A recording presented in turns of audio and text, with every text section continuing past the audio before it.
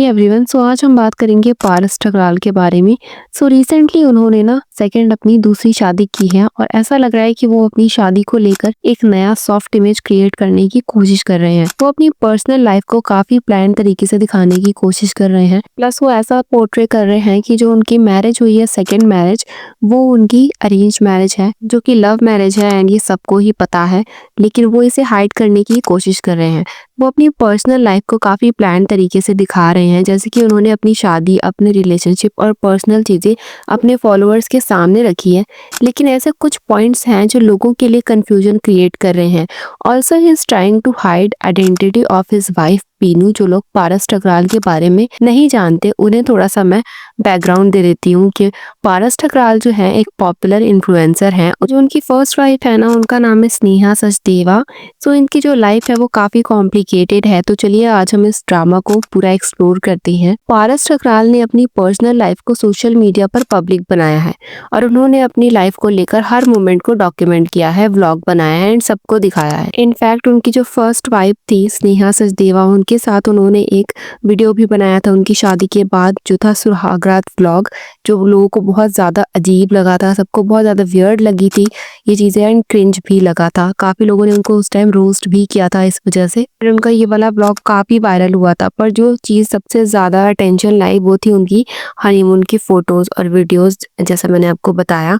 सो पारस ने अपने honeymoon photos और वीडियोज़ को अपने सोशल मीडिया पेजेस पर शेयर किया, जिसमें स्नेहा का फ़ोटो कवर फ़ोटो बना दिया गया था। स्नेहा बेड पर बैठी थी और पारस का इंटेंशन क्लियरली नज़र आ रहा था कि वो ऐसा पोर्ट्रे कर रहे हैं, लोगों का अटेंशन वो ग्रैब कर सके। कोई भी जो सेंसिबल हस्बैंड होता है वो ऐसे नहीं करता है।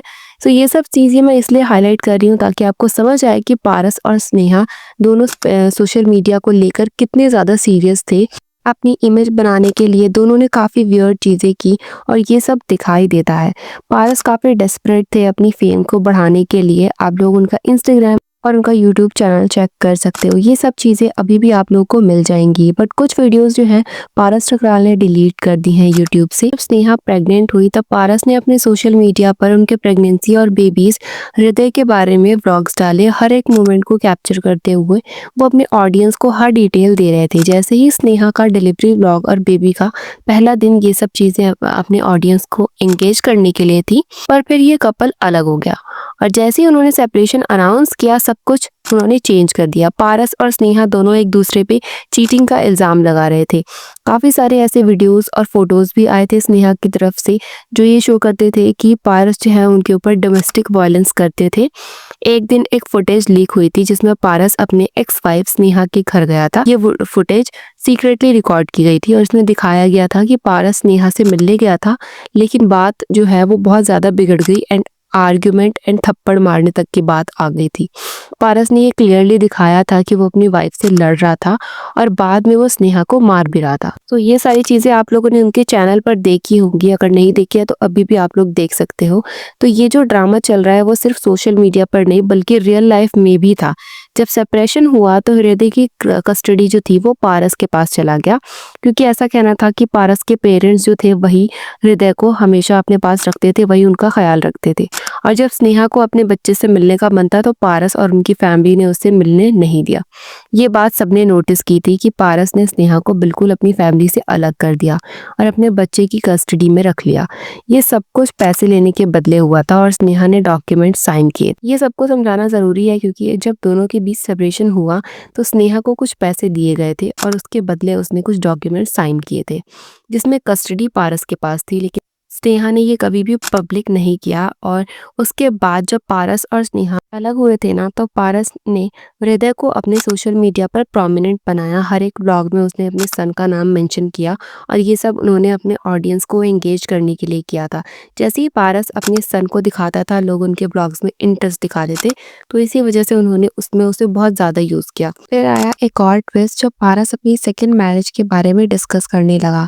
सितंबर 2024 के आसपास वो अपने फॉलोअर्स को बता रहे थे कि वो सून शादी करने वाले हैं। लेकिन ये सब उनकी मर्ज़ी से नहीं हो रहा है क्योंकि उनके फैमिली का प्रेशर है कि उनकी शादी कर लेनी चाहिए अपने बेटे के लिए, इस वज़ह से वो शादी कर रहे हैं। बट ये एक अरेंज मैरिज है, उन्होंने ये भी कहा था। देन उसके बाद जब लाइव Q&A उन्होंने किया अपने चैनल पर, तो वहाँ पर उन्होंने बताया कि वो मीनू से, जो उनकी जो सेकंड वाइफ़ हैं, उनसे वो एक शादी में मिले थे और पहले उन्होंने कहा था कि ये एक अरेंज मैरिज फिक्स की गई है। ये सब चीज़ें उनके ऑडियंस को काफ़ी ऑड लग रहा है कि कुछ चीज़ें तो इसमें गड़बड़ है।